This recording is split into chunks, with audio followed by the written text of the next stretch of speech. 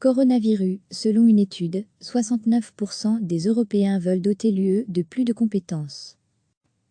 Plus de 2/3 des citoyens européens, 69%, pensent que l'UE devrait être dotée de davantage de compétences pour faire face aux crises telles que la pandémie de coronavirus, selon une enquête commandée par le Parlement européen et menée fin avril dernier. Ils sont tout autant à se déclarer insatisfaits de la solidarité dont font montre les États membres de l'UE durant la pandémie, selon ce sondage mené en ligne par Kantar entre le 23 avril et le 1er mai auprès de 21 804 répondants, dans une vingtaine d'États membres de l'UE. Si 74% des répondants ont entendu parler des mesures ou actions initiées par l'UE en réponse à la pandémie, seuls 42% d'entre eux sont satisfaits de ces mesures à ce jour.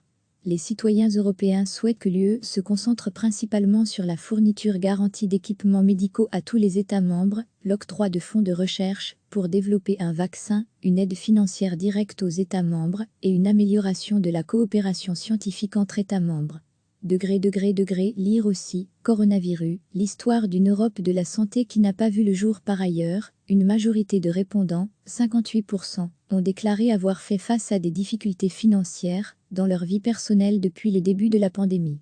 Cela inclut des problèmes tels qu'une baisse de revenus, 30%, le chômage ou le chômage partiel, 23%, l'utilisation d'épargne personnelle plus tôt que prévu, 21%, les difficultés à payer le loyer, les factures ou les prêts bancaires, 14%, et les difficultés à accéder à des repas corrects et de qualité, 9%. Un répondant sur 10 a déclaré avoir dû demander de l'aide financière à la famille ou à des amis, et 3% avoir subi une faillite.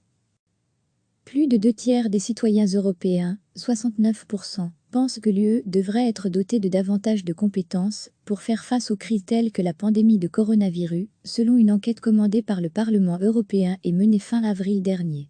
Ils sont tout autant à se déclarer insatisfaits de la solidarité dont font montre les États membres de l'UE durant la pandémie, selon ce sondage mené en ligne par Kantar entre le 23 avril et le 1er mai auprès de 21 804 répondants, dans une vingtaine d'États membres de l'UE.